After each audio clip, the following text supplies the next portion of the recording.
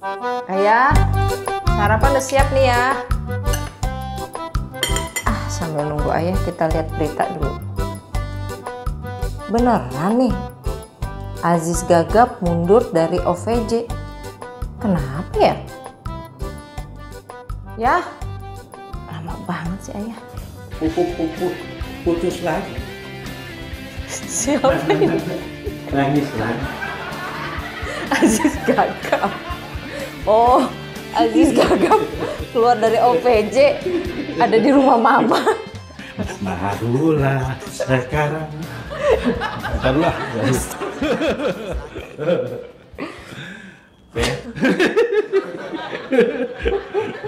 Lu nyemprot tuh droplet namanya.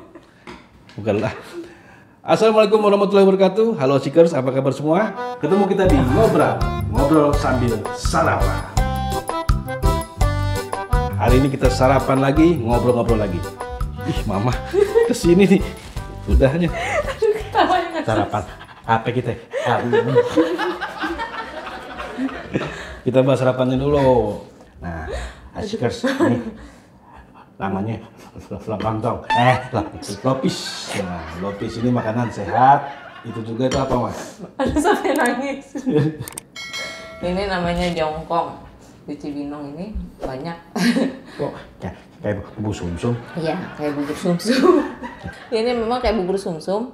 Warnanya hijau, udah emang mirip. Mama juga dulu waktu pertama pindah ke Cibinong itu bingung ini bubur sumsum, tapi di sini terkenalnya namanya jongkong. Sambil coba ya. Lopis. Bapak siapanya Aziz Gagap? Tetangganya. Aduh. Oke, Seekers. Kita sambil sarapan.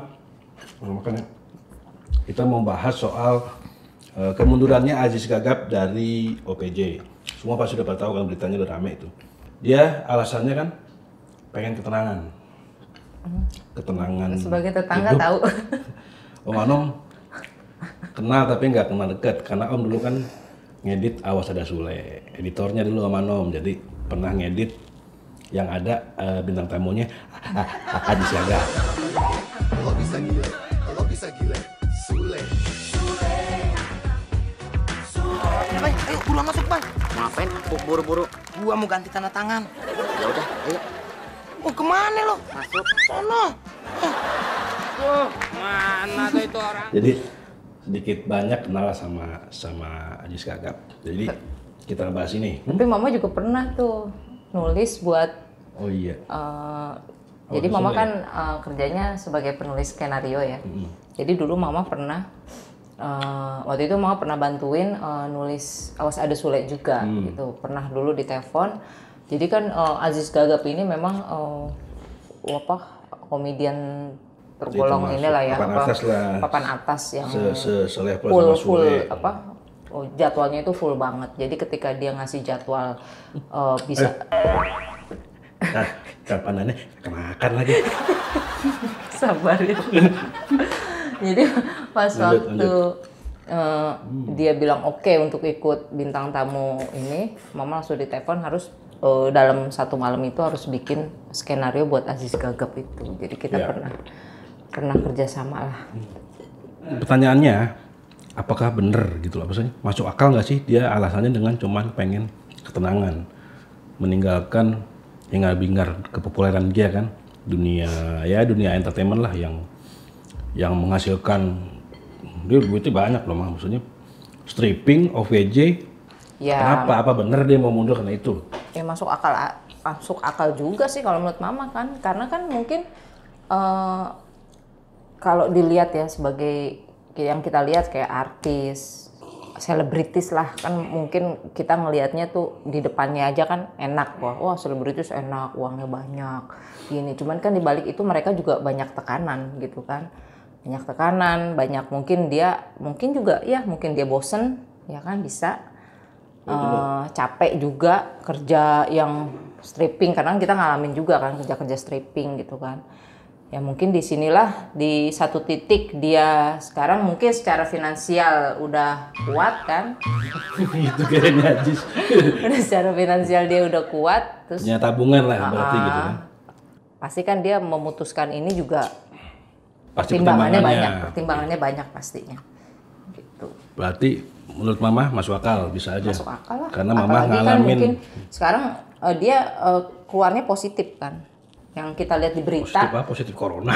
Maksudnya ke hal yang positif, dia ngurusin pesantrennya dia gitu Iya, kan. betul. Terus dia banyak usaha-usaha yang yang lagi dia bangun, kayak beternak kambing itu kan masa depan juga gitu kan. Kalau Ais emang udah mantep. Di situ ngomongnya nggak gitu, ketika di wawancara ngomongnya nggak gagap. Ada dia kan anggap cuma acting doang. Ini bukan ketularan corona, itu kan gagap. Masuk akal, dia bilang masuk akal sih. Cuman kan Om juga ngalamin, maksudnya walaupun Om bukan artis, tapi di balik layar sebuah film atau sebuah tayangan sama, kecapeannya itu sama, libatannya stripping nih, setiap hari syuting, setiap hari ngedit sama, harus kejar tayang. Capek, menjalani rutinitas itu capek banget karena tidur kurang, ya kan, istirahatnya kurang. Ya apalagi Haji Segap tuh 6 tahun dia udah kan, 6 tahun. Enggak, 12 tahun. 12 tahun dia di UPJ sampai terus sekarang stop sebentar sampai sekarang kan masih lanjut terus. Itu gimana rasanya? Dan memang pasti duitnya, tabungannya banyak, udah pasti karena dia hidupnya mungkin sederhana kan, Haji Segap kan tidak boros ya, nggak terlalu kayak kehidupan artis yang Salah satu bisa dibilang selebritis yang sederhana lah. Tidak banyak pamer-pamer. benar kata Mama juga pernah nulis Awas dan Sule kan, Karena dan menulis judul lain kan yang stripping juga. Itu Mama tuh kadang kalau lagi ngetik tuh di kamar gak keluar-keluar tuh seharian, jenuh, pasti capek, pasti karena fokus kan, konsen, karena kalau nggak kelar nggak jadi tayang dong, nggak jadi syuting, jadi harusnya mengejar target, tanggung jawab jawabnya. kita besar gitu kan. Dan mungkin kayak Aziz Gagap kan, mungkin ini keputusan yang besar buat dia kan. Matang lah, maksudnya udah jangan ngomong, memang udah jauh-jauh hari 3 tahun lalu dia mau mundur gitu loh, maju mundur gitu. Dan yang sekarang dilakukan ya, keputusan besar yang dilakukan sama Aziz Gagap itu juga pernah kita lakukan kita lakukan gitu. Memang dengan penuh pertimbangan. Kayak dulu ayah itu waktu kita awal-awal berumah tangga ya, mungkin ini bisa menjadi inspirasi ya. Awal dulu berumah tangga namanya kita dari nol kan gitu, baru punya anak, dulu semua kerjaan diambil sama dia. Pulang seminggu sekali gitu. Om Anom dulu basicnya visual effect, baru ke belakang editor. Visual effect itu ngerjain kayak contohnya dulu Panji Manusia Milenium, DCTI itu kan, DCTI, Tuyul dan Mbak Yul. Terus Om double job tuh di Indosiar. Stasiun TV ya. Stasiun TV Indosiar ada 1008, terus Dendamnya Pelet, Milky Man, banyak lah pokoknya pekerjaan visual effect itu mengisi efek di sebuah sinetron kayak Ilmu atau apa, sama Panji yang lasernya mata keluar laser gitu, kayak gitulah. Ya, jadi itu jarang pulang ya. Bener-bener kadang tidur cuman 4 jam, jadi Om Anom akhirnya kos gitu kan. Itu rutinitas bertahun-tahun tuh ya, hampir 5 tahun lebih ya. Lebih lah. Itu. Iya, sampai jarang pulang, terus pulang ke rumah bisa 2 minggu sekali. Iya, 2 minggu sekali. Itu pun sehari di rumah berangkat lagi. Sampai akhirnya si Kasya itu nggak kenal bapaknya. Jadi kalau Om Anom pulang tuh dulu takut gitu kan. Manggilnya ayah tuh Om. Makanya sekarang namanya Om Anom. Nah, waktu kita punya anak kedua, akhirnya kita punya pengalaman anak pertama gitu. Pengennya lebih baik gitu kan. Apalagi anak keduanya anak laki ya, kan. Pengennya dulu mama pengennya anak laki itu deket sama bapaknya gitu kan. Karena kan pasti kegemarannya mirip. Akhirnya mulai tuh dikurangin Ya, gitu. Diatur gimana ya, pokoknya teknis dan waktu diatur deh gimana, akhirnya sampai sekarang alhamdulillah udah lumayan banyak prioritas buat di rumah kan akhirnya waktunya gitu. Ya memang ada resikonya. Memang resikonya itu biasa dapat misalnya rezeki lebih gitu kan. Lumayan. Pasti kan awal-awal drastis dulu agak turun. Nah jadi gitu, ada pepatah orang bilang dunia itu dikejar nggak akan ada selesainya. terus saja. Betul.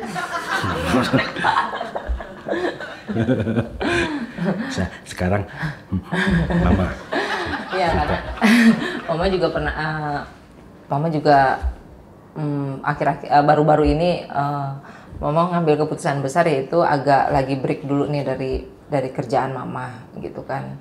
Karena ya itu yang Ayah bilang, kita sebagai penulis skenario juga dengan sistem kerja stripping gini, walaupun kita memang kerja di rumah gitu, tapi sama sekali nggak punya waktu gitu kan. Jangankan untuk diri sendiri, jangankan untuk ngurusin anak, untuk ngurusin diri sendiri aja balik. gimana sih?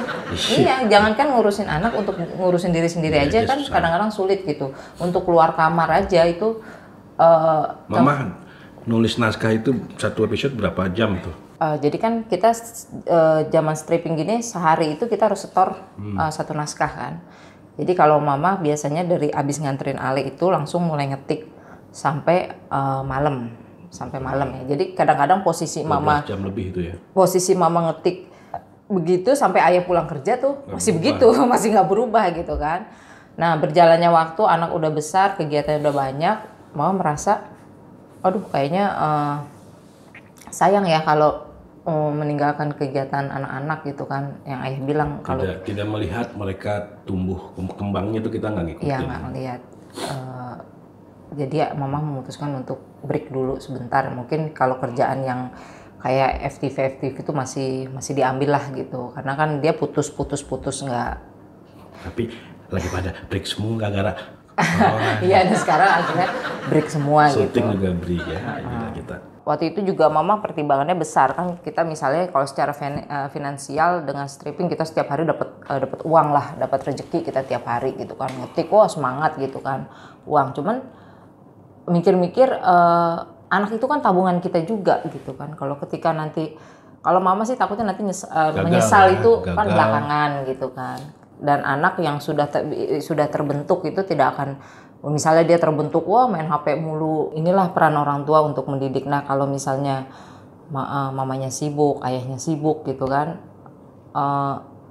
buat Mama sih itu tidak akan efisien untuk mendidik anak gitu, karena Pendampingan lo perlu. iya, pendampingan orang tua itu perlu banget. Ya itu dia yang keputusan besar yang memang harus dipilih dan harus mengalah gitu. Salah satu harus yang ngalah ya, nggak mungkin kan ayahnya yang ngalah, pasti harus Ganti-gantian. mamahnya yang ngalah gitu kan.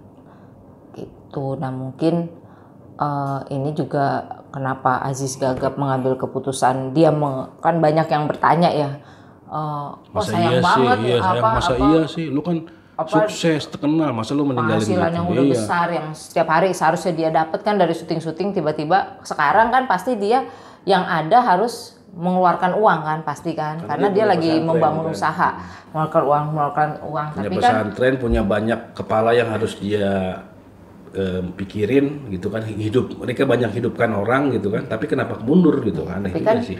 kalau dipikir-pikir itu adalah masa depannya dia gitu. Kalau ibarat kita lagi usaha, emang kita lagi keluar modal dulu, lagi merintis dulu gitu. Karena buat Mama ya usaha yang dia bangun ini usaha yang memang jangka panjang gitu kan. Banyak laki-laki pasti ketika udah umur masuk 40, 45 sampai 50 pengen kehidupannya kayak Aziz Gagap.